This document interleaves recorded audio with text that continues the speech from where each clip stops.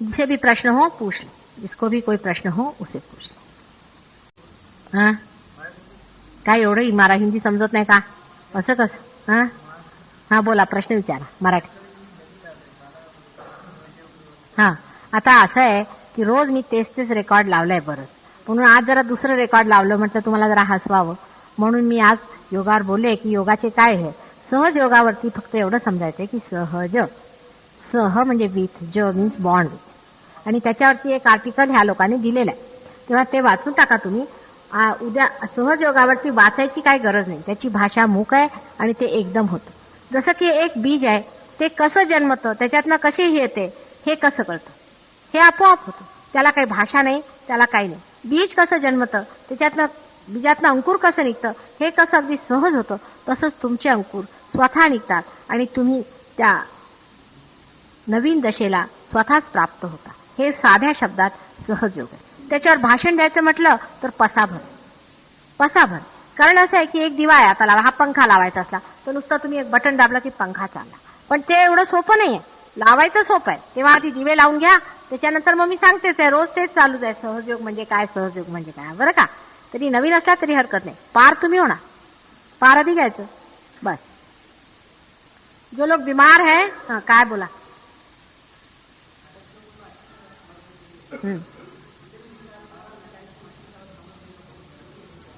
नहीं नहीं नहीं, मैं बताती हूँ बेटे, उसको तो कुछ समझना ही नहीं चाहिए. उसको क्या समझना है, वो तो अनएजुकेटेड हो, एजुकेटेड छोटे छोटे बच्चे वो तो जल्दी से पार हो जाते हैं. वो कोई एजुकेशन थोड़ी है उसका, ये तो प्रकृति की अपनी एक प्रक्रिया है, इसका कोई एजुकेशन नहीं. जितना पढ़ा लिखा हो मुश्किल जाता है मुझे, जितने पढ़े लिखे होंगे भगवान बचा रखे, उनसे तो सरदर्द हो जाता मेरे को. जितने कम पढ़े उतना ही अच्छा है, क्योंकि पढ़ के वो भी एक अहंकार, एक तरह का विचित्र अहंकार उस आदमी में था. कोई जानने की जरूरत नहीं. तुम पहले लाइट जला लो, तुमको कुछ जानने की जरूरत है कि ये लाइट कैसे जलाना, कोई जानने की जरूरत नहीं, बस बटन दबा दो जल जाएगा. फिर उसके बाद में तुमको इंजीनियरिंग समझाऊंगी ना, सबको समझाया, तुमको भी समझाऊंगी. उसका जो गुह्य से गुह्यतर है सारा ही, जितना भी देवी का प्रादुर्भाव हुआ, उसने जिस तरह से अपने शक्ति से कार्य किया और आज इस कलयुग में वो करने वाली है, वो सभी बताऊंगी, उसमें कोई शंका की बात. हाँ कोई विश्वास रखने की जरूरत नहीं, बिल्कुल भी नहीं, बिल्कुल आप विश्वास नहीं रखिए. लेकिन आप, इसका मतलब नहीं कि आप अविश्वास ही रखें, उसको खुले रखें. अपने दिमाग को आप खुले रखें. विश्वास रखने का तो कोई सवाल ही नहीं उठता. विश्वास रखने से कभी कभी और भी दोष हो जाता है कि आप मेरे पे परम विश्वास से आए, ये दोष हो सकता है. आपको विश्वास रखने की जरूरत नहीं है. आप हिलते क्यों हैं, शांति से बैठ. आपको विश्वास रखने की जरूरत नहीं है, कोई भी ऐसी चीज करने की जरूरत नहीं. आप सिर्फ जैसे बैठे हैं ऐसे बैठे रहिए, अकस्मात आपके अंदर प्रकाश आ जाएगा. आपको क्या सूर्य पे विश्वास करना पड़ता है क्या? कुछ नहीं. क्या ये जो पत्तियां हैं सूर्य पे विश्वास करती हैं, जिनका रंग हरा हो जाता है सूर्य के प्रकाश से? सब अपने आप से होता है. आप विश्वास करें चाहे न करें, परमात्मा तो है ही.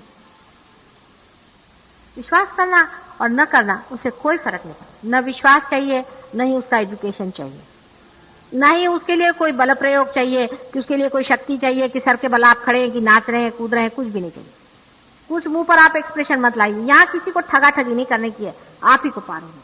बहुत से लोग मैं देखती हूँ कि ऐसा बिकट मुंह बना लेंगे, कहीं हंसने वाला कहीं कुछ, वो सोचते हैं इससे ही कोई इंप्रेशन मार देंगे. इंप्रेशन तो भगवान पे पड़ना चाहिए. अगर आपका संचित है तो हो जाता है, आज नहीं कल नहीं परसों. आप हिल क्यों रहे, कंट्रोल करिए. किसको? हाँ है, अनेक जन्म होते हैं, पुनर्जन्म है. अगर मुझसे पूछो तो मैं कहूंगी तो उसकी सिद्धता तुम्हें बाद में आएगी, उसको सिद्ध भी कर सकते. लेकिन आप अपने पुनर्जन्म पे नहीं जाएं. उसकी वजह यह है कि मैंने देखा है कि हिंदू का जो माइंड होता है, जो आज हिंदू है, ये पहले मुसलमान भी रहे हैं, इनका जो माइंड होता है इसमें पुनर्जन्म की भावना बड़ी तीक्ष्ण होती है. उसके कारण वो पास्ट में ज्यादा रहते हैं कि हम पिछले जन्म में क्या थे. अरे भाई कुछ भी रहे होंगे, आज क्या है, अभी प्रेजेंट दिस मोमेंट, ये जरूरी चीज है. इसलिए पुनर्जन्म पे आप चित्त न दे. जो भी हो पुनर्जन्म हो गया होगा, कोई हर्ज नहीं. आपके जो कुछ भी कर्म है वो पीने के लिए मैं बैठी हूँ, उसका शोषण ही करने के लिए बैठी हूँ. सब कुछ कर लो, लेकिन सिर्फ इतना करो कि प्रेम से, अपने प्रति प्रेम से और सारे ही समाज के प्रति प्रेम से बैठो. सिर्फ प्रेम से अपनी ओर बैठो. किसी के प्रति कट्टरता मत रखो. किसी के तरफ द्वेष भाव नहीं रखो, अत्यंत प्रेम पूर्वक रहो। फिर किसको अपने मन से हटाना है, कौन राक्षस है कौन दानव है, वो भी मैं आपको बाद में बता दूं।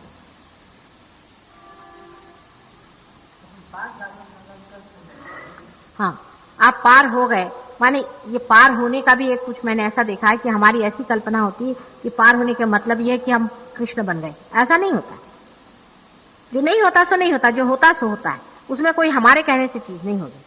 पहले निर्विचारिता आती है आपके अंदर में। जैसे आज्ञा चक्र को कुंडलिनी लांग जाएगी, आप निर्विचार हो जाएंगे, आप में एक तरह की ब्लैंकनेस आ जाएगी, लेकिन सर में बहुत हेवीनेस रहेगी, लाइटनेस नहीं आने वाली। और जिस वक्त में आज्ञा चक्र को लांग करके कुंडलिनी ब्रह्मरंध्र को छेद जाएगी, तब एक तो आप एकदम लाइट हो जाए। आपके हाथ में ऐसा लगेगा जैसे कुछ ठंडी ठंडी ठंडी ठंडी लहर सी आ रही।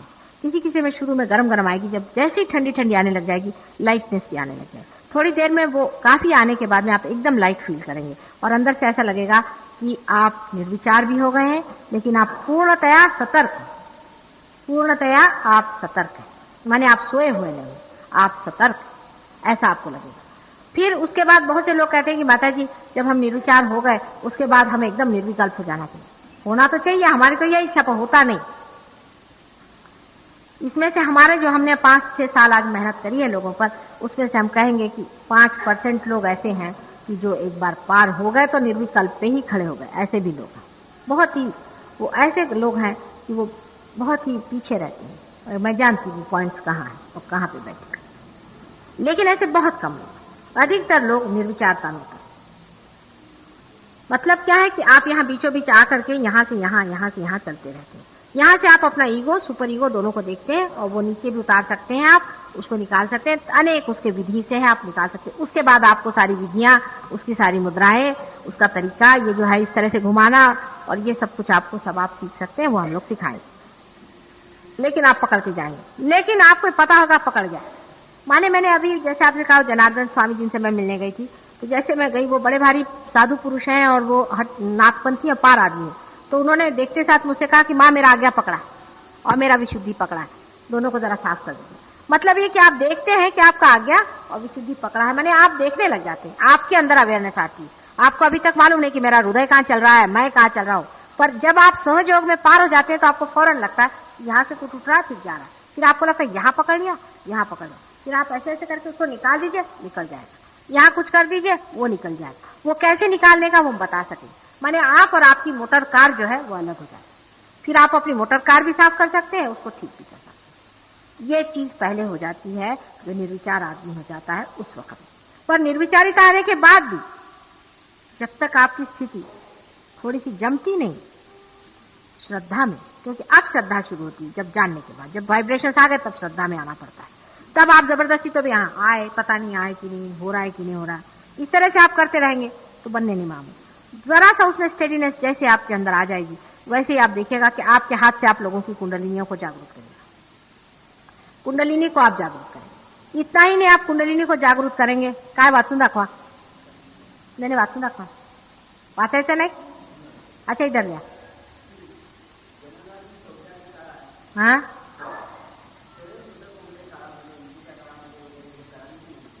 कोणत्या काळामध्ये?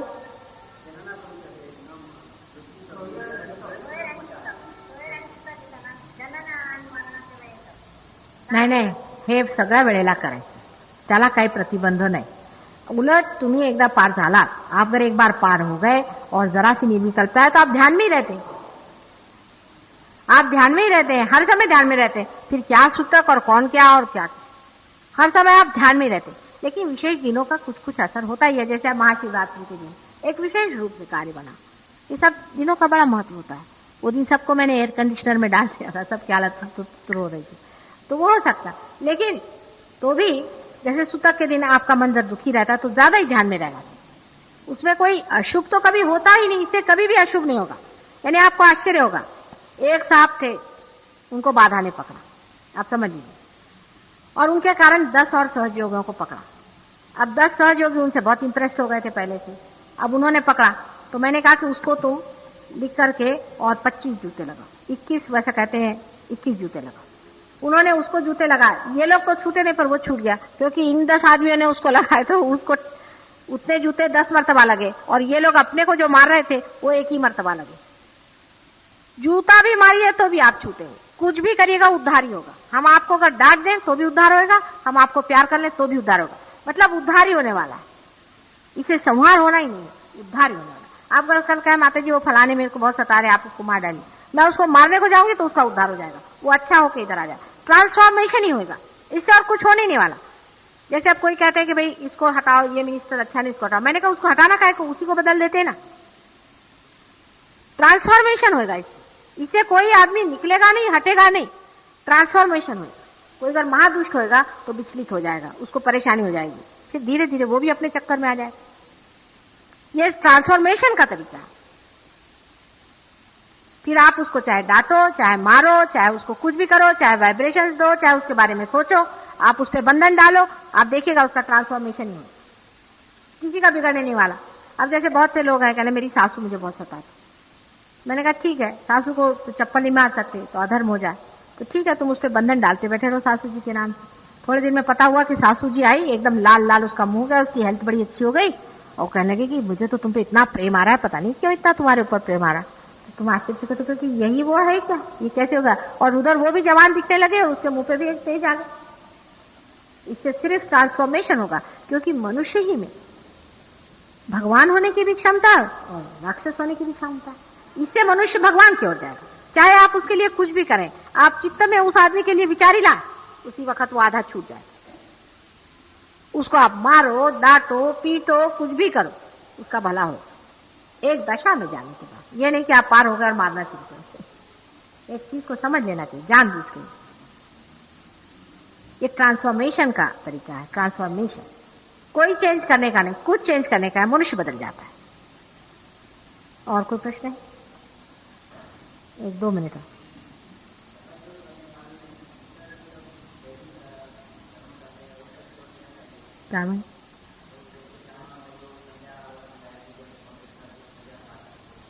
काय म्हटलं?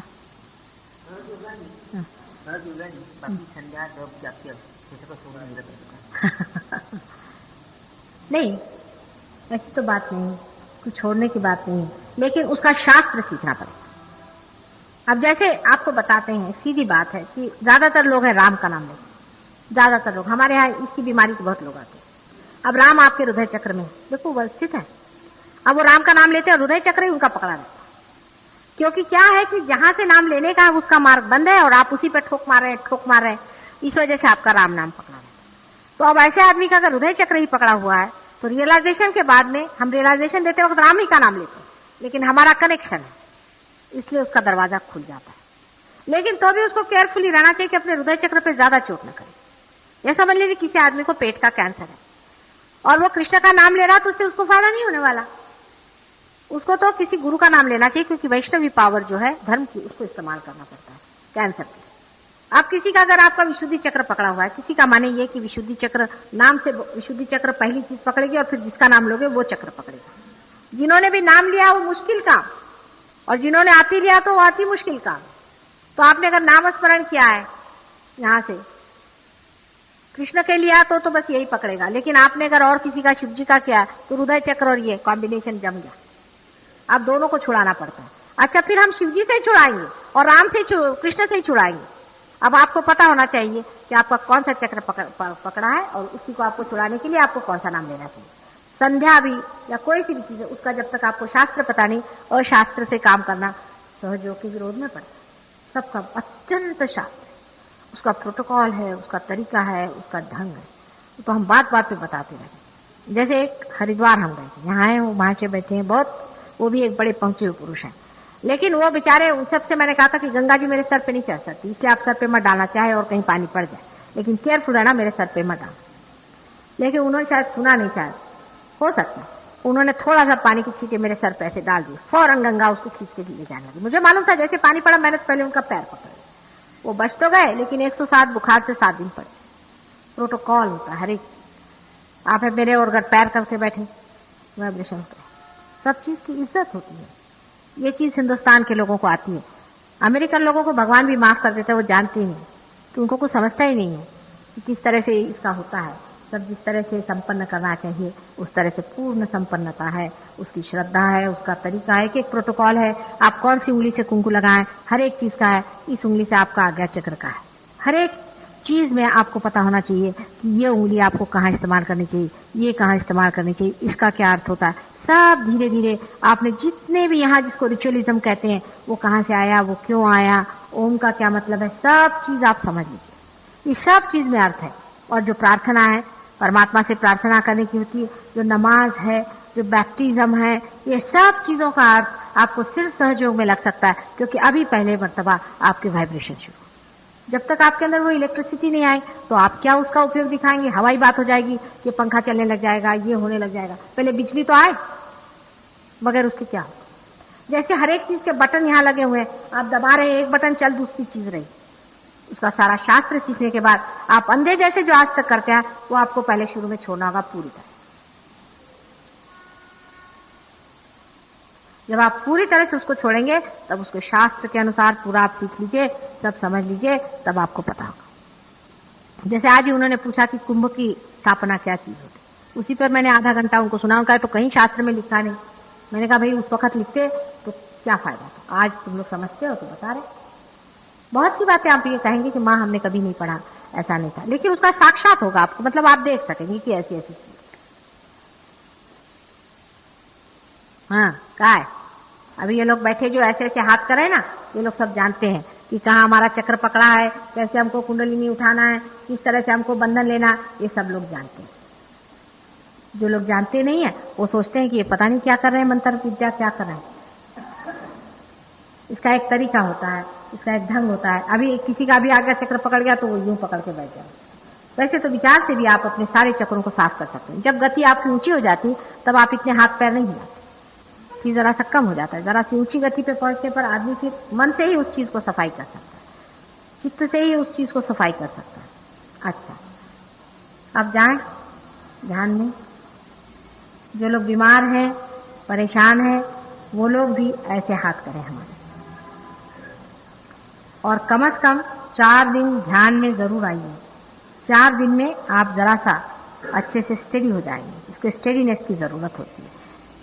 कोई गारंटी किसी चीज की नहीं है, ये होना पड़ता है। आप आंख बंद करें और जो आप पार हो जाएंगे तो हमको ही खुद इधर पता हो जाएगा। लेकिन आप लोग भी आंख बंद करके और देखें आपके अंदर का ठंडा ठंडा आ रहा हो और आपके विचार का ठहर गए हो, तो अब आप देखिए अपने अंदर। दूसरों को मत देखिए। एक आदमी आया, आंख उठा के देख लिया, ऐसी चंचलता होगी तो कभी कुछ नहीं होने वाला। शांति से